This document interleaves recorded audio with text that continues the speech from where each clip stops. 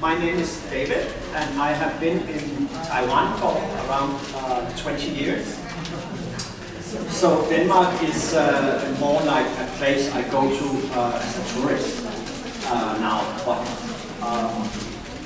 I will introduce some of the prominent features about Denmark.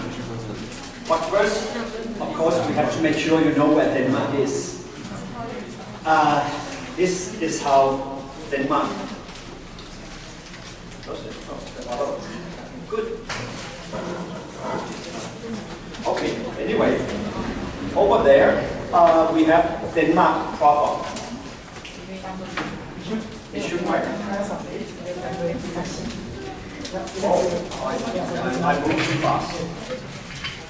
Okay, so when we talk about Denmark, this is usually what we talk about. One peninsula called Jutland, and a lot of islands. One island is called Zealand, where Copenhagen, the capital, is located. If we zoom out of it, we can see we have the. I have to get used to this. Here we have the part of the globe. We focus on this square. You can see Denmark is down here, and this is Northern Europe. And Denmark is also, just like we have the United Kingdom, we have the Kingdom of Denmark. And the Kingdom of Denmark includes the Faroe Islands, north of Scotland, and Greenland. And Greenland is one of the biggest islands in the world, so maybe if you include that, Denmark is not such a tiny country. But actually, Faroe Islands and Greenland, they have self-rule. So the only thing they don't decide is their foreign policy, and they don't have an army. That's done together. But if you look over here, this is called the Scandinavian Peninsula. And it includes Norway, Sweden, and Finland. And then we have, a part of this, we have Iceland too. So now you know where we are located and what we are talking about. A few quick facts. First, we have the Danish flag, red and white. So when we go to sports events, we paint this flag in our face and put on a Viking helmet and scream loudly. So I told you the capital is Copenhagen, and actually we have our own language, Danish. Many people ask me about that because most Danes are fluent in English, but it is our second language. We are about 6 million people, and we have an area of 43,000 square kilometers. I just checked, Taiwan is around 37,000 kilometers. So Denmark is a little bit bigger, but of course Taiwan has about 23-24 million people. So Denmark is not very densely populated. It means you can go somewhere and you don't see any people. And we have a lot of islands. It means we have a lot of beaches. Danish people love to go to the beach and relax. And maybe you think this is weird, I include this, but you will see later why this is important. The shortest day is about 7 hours. That means we have 7 hours of daylight, and sunrise is about 8:30 in the morning. So that means in the winter, when you go to school or you go to work, it's dark. And when you leave work, it's dark. So you don't have any daylight unless you have a big window in your office, right? But in the summer, we have more than 17 hours of daylight. So that means sun rises at 4:30. That means we have a lot of sun or a lot of daylight, and people are very happy. Not so happy in the winter. And we work 37 hours per week on average. which is not very long. But Danish people are known to be very effective at work. That means once they work, they are fully focused and they don't need to work very late. And in some Asian cultures, people stay at work just to make their boss happy. In Denmark, we don't need to do that. So we have short work weeks.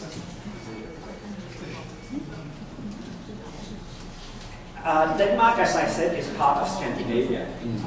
And Scandinavia consists of Norway, Sweden, Iceland, and Finland. And when you look at the flags, yes, it's confusing. They look a lot like the same.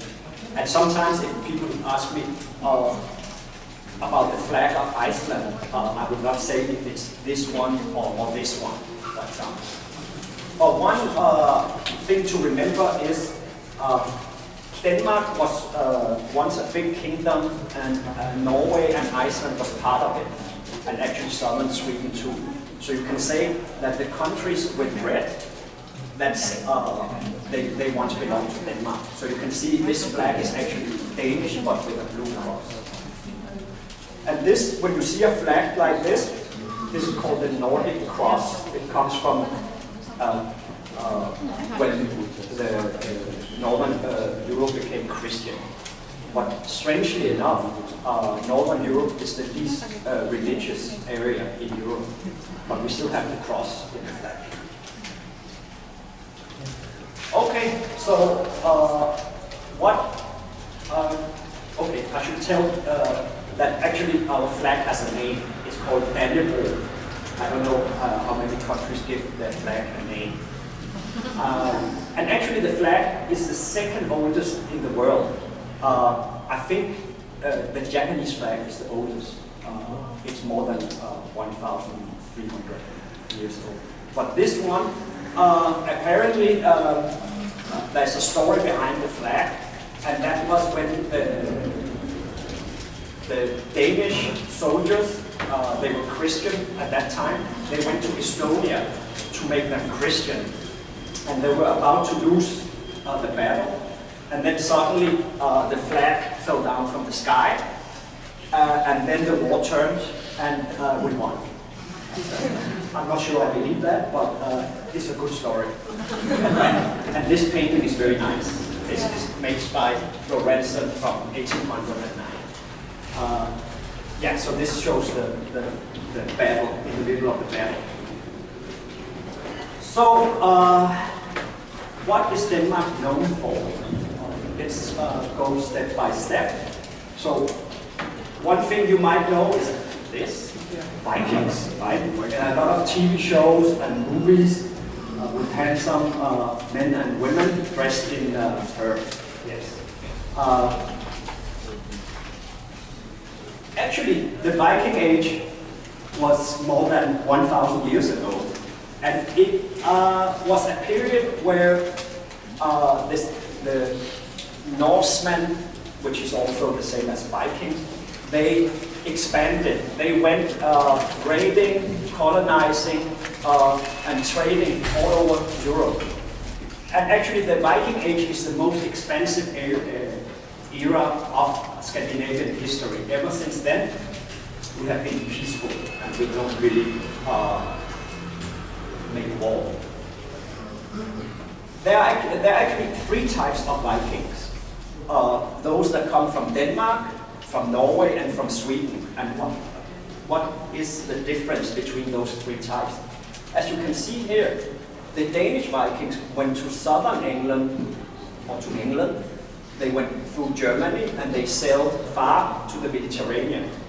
So they were master shipbuilders. That is how they could project their power and trade. The Norwegians went to Scotland and Ireland, but also to Iceland. And interestingly,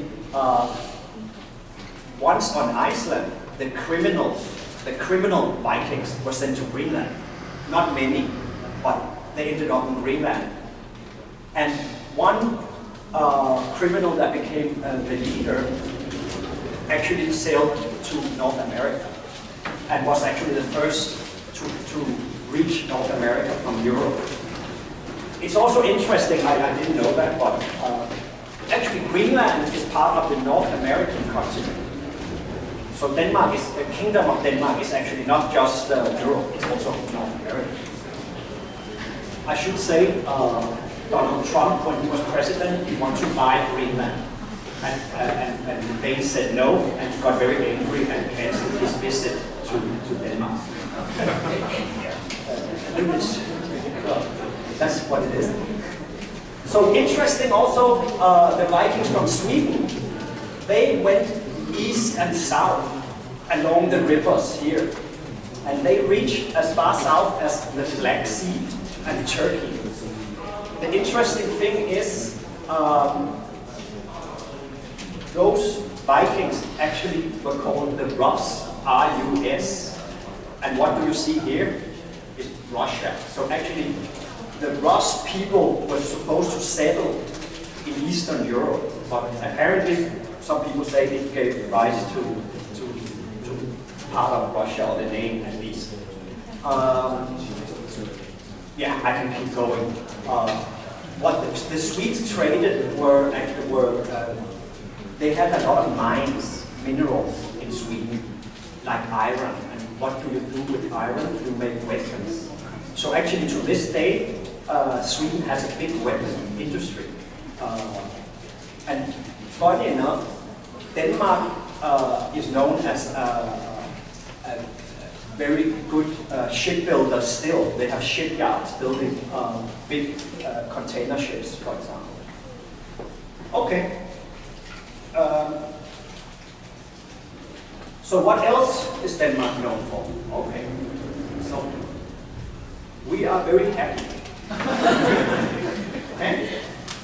For many, many years, we have been among the most happy people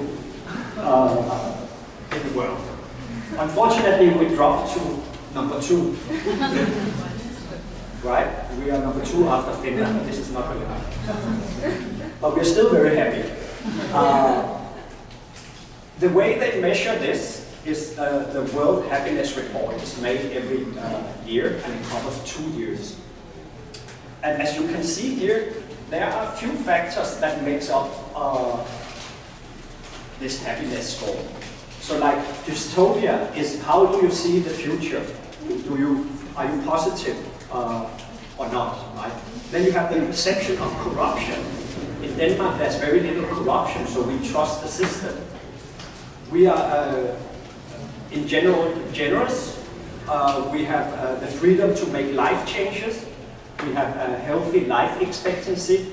We have social support, and we have, the country has a high GDP per capita. So these are factors that not all countries have, right? But the interesting thing is also Denmark is the country among the countries in the world that takes the most antidepressants. So I don't know how that goes. That's an open question. I don't know if people are happy after the antidepressants. It could be difficult, right? So what is special about the Danish or Scandinavian system? And of course, a lot of it is shared by Taiwan, where we are now. Right? We have universal health care. Actually, in Denmark, we don't pay anything. In Taiwan, we pay a little bit. We have equal opportunities. We have social security, which means when you give birth, you have paid leave. The husband has paid leave. If you, for some reason, cannot work, you will get support. We have free education. And I thought this part, the last part here is, I'll have to learn to use this. At a certain point, additional income does not lead to improved life quality. Of course, if you ask an American, they will say, no, we just need more money. But actually, at some point, you have to enjoy life as well. And that's why Danes prefer to work less than 37 hours, but do well. So if you have a take-home message, that should be that. And since we are so happy, we have made a happiness research institute that try to quantify all this kind of happiness. So one thing that is very Danish is called hygge. Okay? It's a core part of Danish culture, and as you can see here, many books, up to 50 pages, has been written about hygge alone. And it's a Danish, Norwegian word, but now it has become an English word as well. So it's in the English dictionary. And in the 90s, this hygge concept started to spread all over the world. And around, in 2016, it was among the most popular words, English words. So how do we pronounce it? It's called hygge, and hy is a Danish vowel that is not really existing in English. And is also an E that is not really used commonly in English. So hygge. I tried to read about the original meaning. It goes back thousands of years to the Viking Age, but people actually don't know the exact origin of this word. It started to be used around 200 years ago. So what is it now that we have talked a lot about this? So we can read it. A quality of coziness and comfortable conviviality that engenders a feeling of contentment or well-being. Okay, that may be a little bit complicated. So we can say a quality of coziness, that may be a warm feeling, comfortable and safe, that comes from doing simple things such as lighting candles, baking, or spending time at home with your family. Okay? So, warm and comfortable and a feeling of happiness. In other words, we can say it's the everyday pursuit of happiness. Some people say it's the art of creating a nice atmosphere. Some people say it's socializing for introverts because you can just stay at home on the sofa and then you don't have to talk to anybody and then you are hygge. It's okay. In Denmark, if you do that, you're allowed to do that. Other people say it's just a bad excuse because it's actually just taking a break from healthy eating. That means you can eat a lot of crap food and not feel guilty. So I think all of it is part of hygge.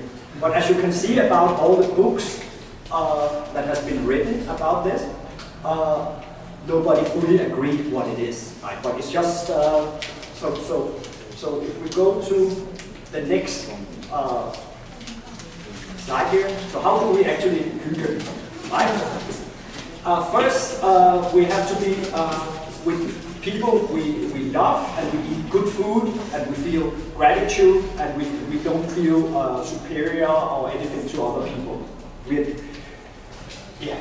So the best time of hygge is Christmas, because there we eat a lot, and we have a lot of lights, candles, light chains. I noticed Taiwan has a lot of light chains at Christmas, and sometimes we don't take them down in Taiwan, they are all year. I remember in the Veterans General Hospital, they had a plastic Christmas tree all year. I guess that's hygge too. So in Denmark, we burn more candles than anyone else in Europe. We eat the most candy in the world per capita. We love candy. So whenever I go back to Denmark, I bring back a lot of candy. So when I search about hygge pictures, it's strange. I mostly got pictures of socks in front of the fireplace. And that's probably because in Northern Europe, when it's cold, people wear warm socks and stay in front of the fireplace. Right? And then the next thing you notice, you have candles and wine. And these candles, right? And thick blankets, and you don't have to do anything, just read a book and relax. Or be with friends, right? So when you look at these pictures, that's kind of hygge. And Danes usually try to get that feeling or experience, at least in the weekends. So another part of Danish culture is bicycling, and that is getting popular now in Taiwan, right? You can bicycle all the way around Taiwan in a bicycle park. You should try it, it's really beautiful. But get a nice bicycle. I tried on a mountain bike, on a straight path. You become very tired. So 9 out of 10 people in Denmark have a bike. They own a bike. And we have more bikes in Copenhagen than cars. And actually, 62% of all citizens in Copenhagen commute by bicycle. So when I lived in Denmark, I never owned a car. It's very normal for people in Denmark to not ever own a car. And that's, in America, that's impossible, right? Because the community or the towns in the US are built to, you drive to the shopping mall or you drive everywhere. In Denmark, you jump on the bicycle. But as you can see, it's difficult to find them sometimes. And difficult to find a parking spot. But Taiwan might become like this soon. Okay, so we bicycle about 1.4 kilometers per day, average across 6 million people. We have about 50% of all trips performed outside of the home are done on a bicycle. So that is also part of Danish culture. And I would say even in the winter, when it's snowing or raining, we bicycle. So a very normal feeling is that you cannot feel your lips or your nose, and your fingers are totally stiff. The worst thing that can happen when you feel like that is when the chain falls off your bicycle, because your fingers are so stiff, you cannot put it on again. That's not fun. But it might be an excuse for being late at class. Okay, so a little short thing about education and science. So I mentioned before, it's free to study. Actually, we get paid to study in Denmark. When you're older than 18 years of age, then you get a monthly stipend, even if you're in high school, as long as you're studying, and even if you live at home. And PhD students, they are considered academic workers, so they receive a salary around 80,000 baht per month, which is pretty good. And the key in Danish teaching is we don't really like ranking students or people and doing formal tests. We want kids and people to work in groups, and they can work well together, right? Because often when you are in a company, you have to work together with other people. It's not just about you, at least it shouldn't be. So we are taught to challenge the established way of doing things so we can do it in a new and better way. I really like that. It's called critical thinking. It's a key part of Scandinavian culture. So the emphasis is on problem solving and not just memorizing things. Okay, so did that result in anything? Yes. We got 14 Nobel Prizes, which is not bad, and in medicine, literature, and physics. And we even got one last year in chemistry. I had a course with this guy when I studied in Denmark, and what he got the Nobel Prize for was something called click chemistry. I don't know if you know Lego, the Lego blocks you can put together like building blocks. That's actually a Danish company. He made the same system for chemistry. So he had a lot of molecules that could just be assembled like building blocks, and you could use it to test medicine or biological problems, issues. Another scientist I'm very happy about is Niels Bohr. I studied physics.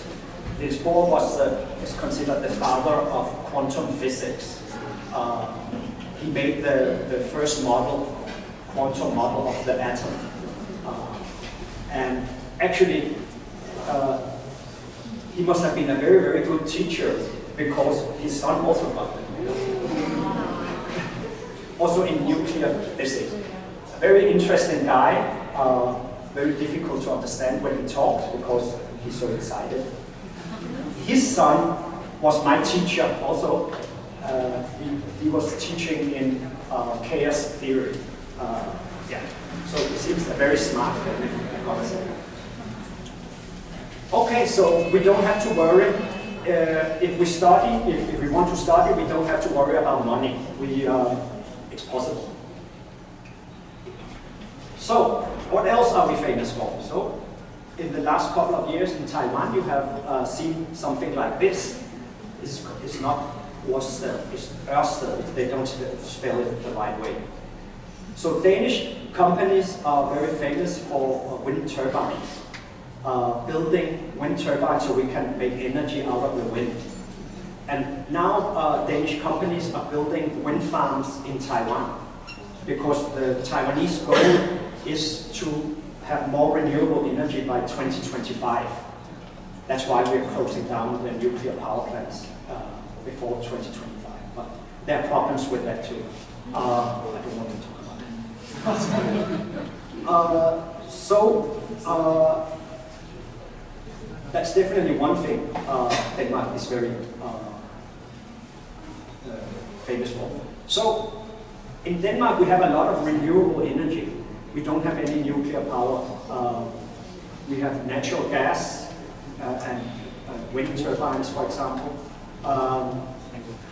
And we keep breaking the record by producing the most renewable energy per capita per person in the country. So this is how it looks. Some people say it's ugly, some people say it's beautiful. You can place them on land, or you can place them at sea, right? And we don't have typhoons in Denmark. It's going to be interesting to see how the wind turbines do in a typhoon here. Sometimes they lock them down so they don't spin, otherwise maybe they will spin. But the problem is, of course, the more wind turbines you build, the more you have to use land, for example. But people's property price goes down if you have the view to a wind turbine. So now it's becoming more and more difficult in Denmark to place the wind turbines on land. So people move it to the sea. Because as you know, global warming, we have to do something. Well, this is one solution. So, in Denmark, 67% of the electricity supply is provided by renewable energy. So the wind power generation in Denmark is the highest in the world as a fraction of domestic consumption. So it keeps going up, as you can see. Maybe I doubt it will reach 100%. But now the problem is in Denmark, when it's really windy, we produce so much energy that we cannot use it in Denmark. So we have to send it to Germany and Sweden for free, which we don't like. So I think they're going to do some agreements on that. But so on some days we have 100% coverage by renewable energy of the electricity consumption. Yeah. So 14 offshore wind farms are in operation in Denmark. That's 1.7 gigawatt. One of the nuclear power plants in Jinshan or in Wanli, you produce less than 1 giga, right? So this is basically 1.7 nuclear power plant. Yeah. So we produce a lot of wind turbines, and we are glad Taiwan buys them.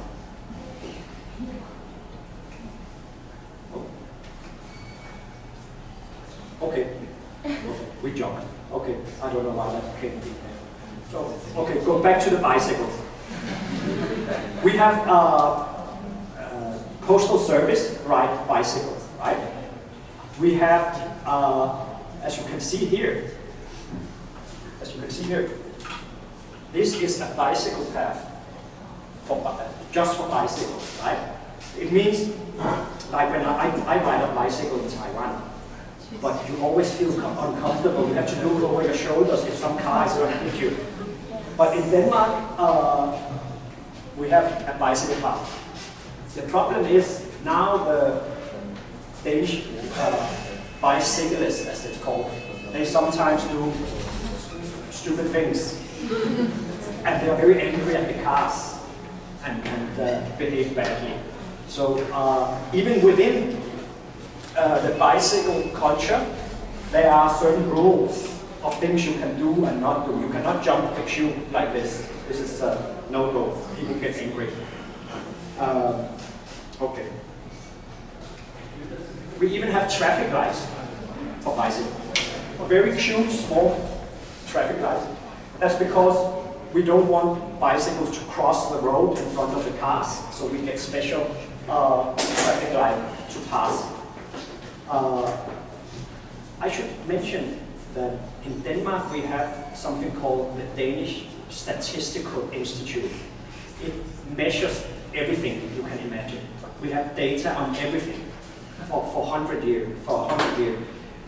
So we know if this traffic light saves people. So you can probably point at this traffic light and say, this saves 2 people's life per year. So otherwise they wouldn't put it up. They have the statistics for that. I'm looking forward to see if that comes in, to Taiwan as well. Other things we are famous for in Denmark is architecture and design, like some of these lamps, very, very expensive. But you can see they kind of look like, I don't know how to say it in English, but on pine trees, right? You have, I don't know what you call that, the seat. It looks like that, right?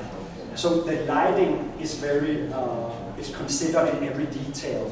We have brown or nature colors, but also clean lines.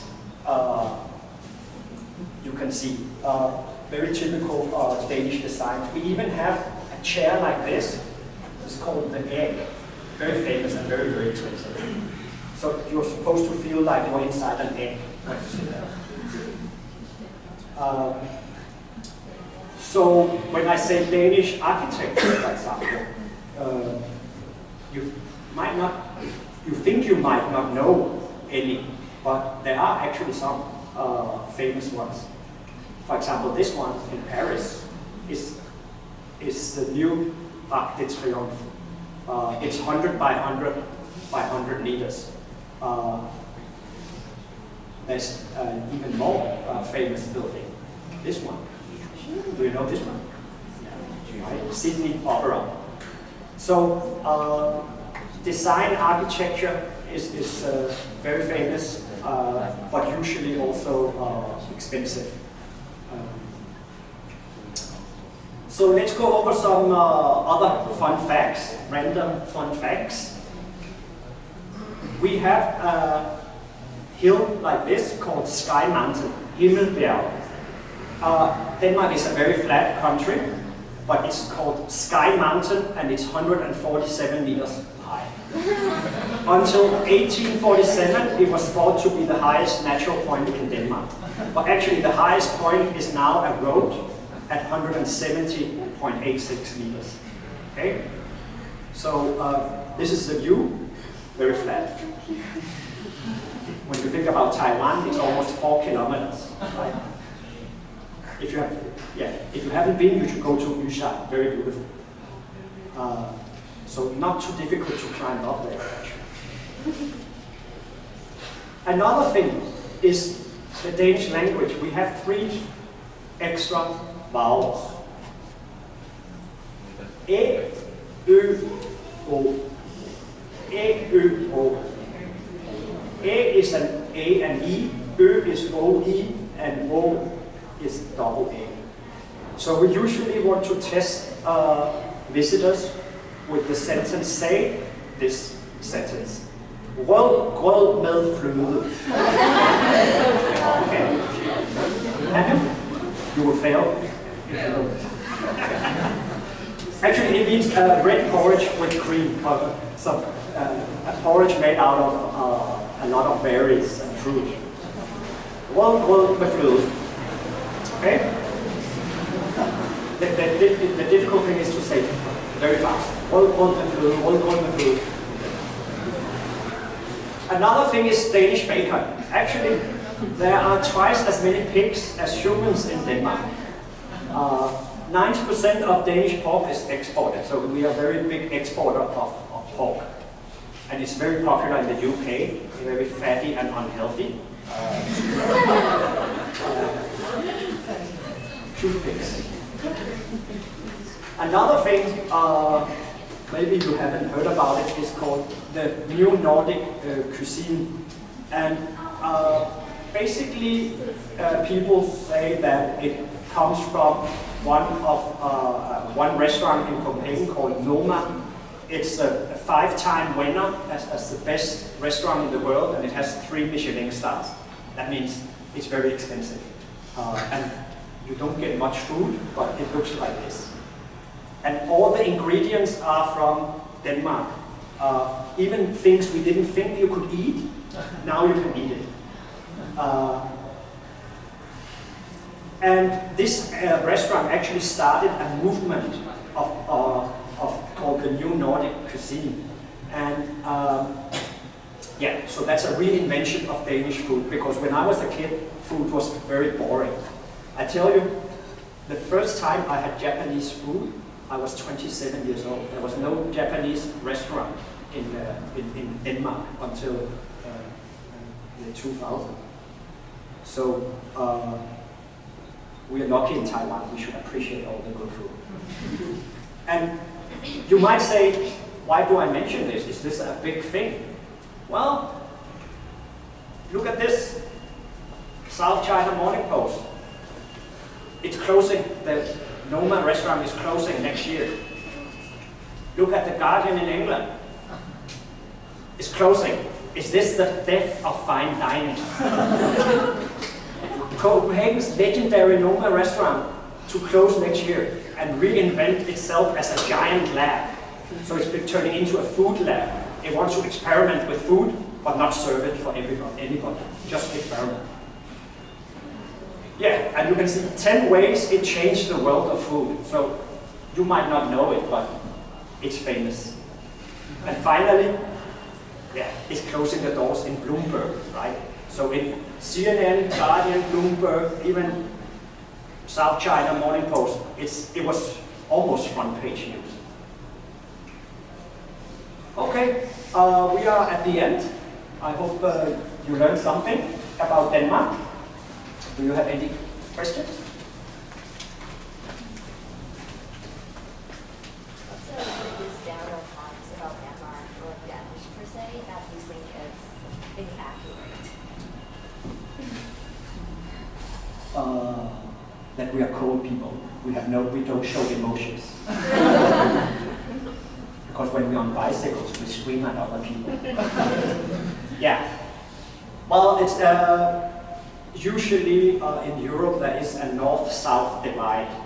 You say people in the north are emotionally cold, and in the south, like Italy, people scream and just, oh, I love you, right? Maybe it takes 10 dates before a guy will tell you he loves you. But in Italy, it will be the first date. Yes. Anybody else? I have a question about the working hours. You mentioned that the average working hours per week is 37 hours. What would Danish do other than the working hours? They will have fun with their children. They will. Denmark it's not really the correct word, but they have a lot of societies. It means the government support like a club, right? So if you have other interests, Denmark has the most societies or clubs in the world. You can have a club for a flower or for whatever you like. For example, when I was a kid, I drove go-kart, like racing, right?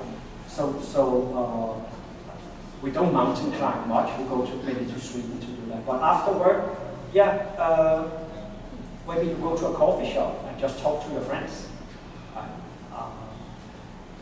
because you don't have to be scared you're losing your job.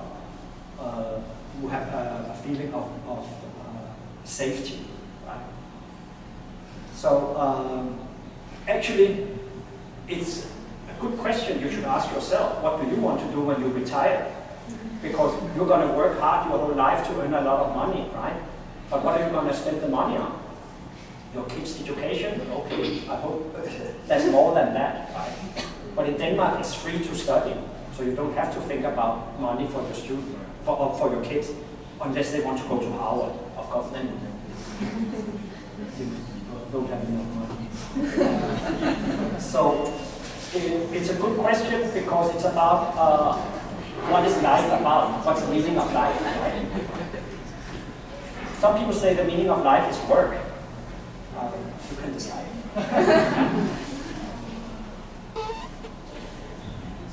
You say that Denmark people bicycling a lot. So do you have a convenient public transport system? Yes. We have buses. They are of course electric now. And after I moved away from Denmark, actually we got an MRT system that is very, very good. So when I go to Denmark, it's kind of a new experience in Copenhagen. Because, and I should say about trust in Denmark, when you go on public transport, you don't pay the driver, or you just walk in, because they expect you to have paid online or in a ticket box, right? So we don't have a gate we go through. Which is also why you sometimes when you take the train, you can see young people are looking out of the door because they didn't buy a ticket. And if there are some people coming from the train company to check the tickets, they will jump out and run. So that's a way to save money and get exercise. May I ask, what made you, what's purpose made you want to come to Taiwan? Sure. Denmark is a happiness. Yes. Happiness country. Okay, so first of all, I came in 2001 because when you're a PhD student, you actually in part of your stipend, part of the money paid to you includes 6 months abroad. So I went to Veterans General Hospital for 6 months, right? And then at that time we had an MRI scanner down there that was for 100% research. It means you could do whatever you wanted. That was very rare in Europe to have an MRI scanner only for research. And then, so why did I stay? Actually, Taiwan is a lot like Denmark. It's like, I would say Taiwan is the Denmark of Asia. So actually, I felt at home very quickly. Plus, I don't particularly enjoy rainy, cold winter days in Taiwan. I like, so I spend a lot of time at the beach here and in the mountains and around. So, yeah, all the things I cannot do in Denmark. Yeah, almost there. Then you have the next slide. Yes. Yeah. Okay, so we have 5 questions. Okay. So how do we do it? You ask one and then people Okay. around, yeah. So do people in Denmark speak Dutch? You can raise your hand for the time. Okay. Like 3, 2, 1. Okay. 3, 2, okay. So everybody who says yes, raise their hand. No. Everybody who says no, raise their hand. 3, 2, 1. Okay, so this side one. Okay, so this is one of the things Danish people don't like, is when people say, ask if you speak Dutch. You speak Danish. Yes. Okay? Okay. Anybody knows what rød med føde means? Okay. Does it mean blood pudding? Okay.